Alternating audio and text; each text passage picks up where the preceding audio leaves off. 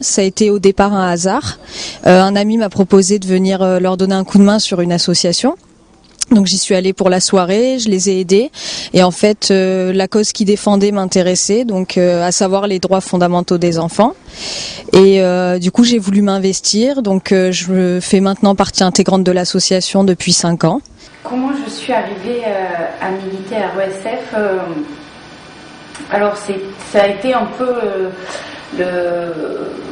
un ensemble de circonstances qui m'y ont menée, c'est-à-dire que déjà d'une part j'étais au chômage, donc j'avais du temps, et surtout je venais de terminer mes études et donc bon, chômage, difficulté à trouver un emploi et donc beaucoup de temps libre et surtout un grand sentiment d'inutilité et donc envie de faire quelque chose, quoi.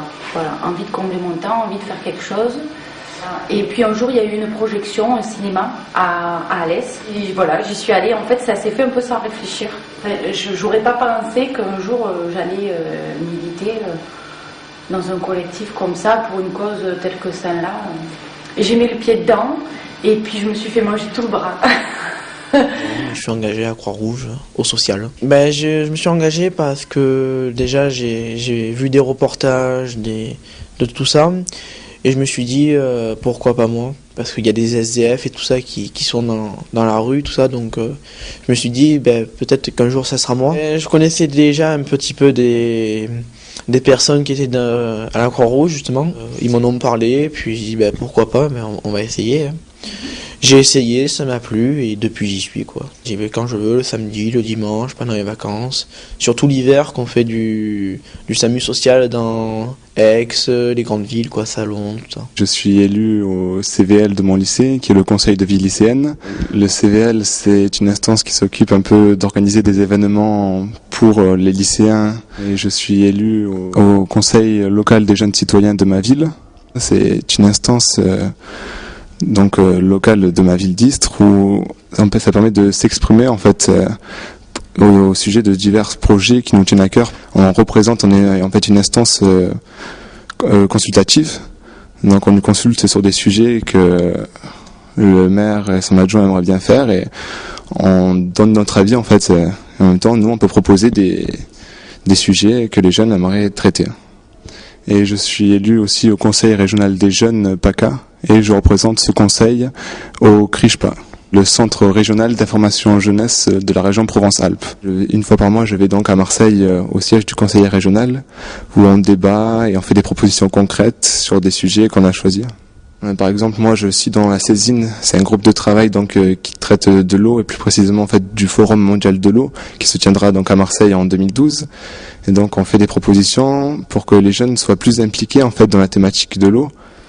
Je suis amenée à former occasionnellement des personnes à l'animation, intervenant sur des séjours BAFA.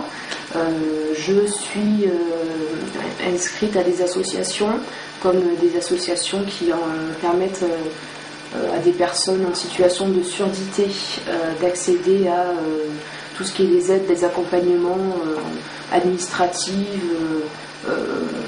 des aides administratives, accompagnement dans tout ce qui est les gestes du quotidien, parce qu'elles n'ont pas forcément accès à tout au niveau de tout ce qui est gêne auditive, etc.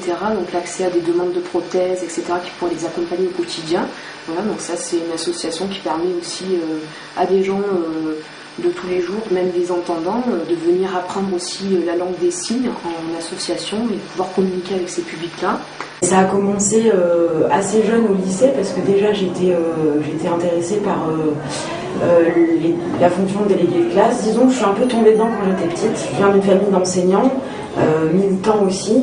À la maison on parlait beaucoup politique à table, quoi. On parlait beaucoup engagement. L'éducation populaire, ça a été une manière pour moi de découvrir d'autres manières d'apprendre. Je ne me suis pas cantonnée à une association, je ne me suis pas encartée, on va dire. C'était quelque chose, mon militantisme, je voulais qu'il soit pluriel. Et aujourd'hui, donc ça fait, on va dire, 10 ans que je bosse dans des assos et que je monte des projets. Aujourd'hui, je suis donc aux Éclaireurs de France et donc là, je suis salariée.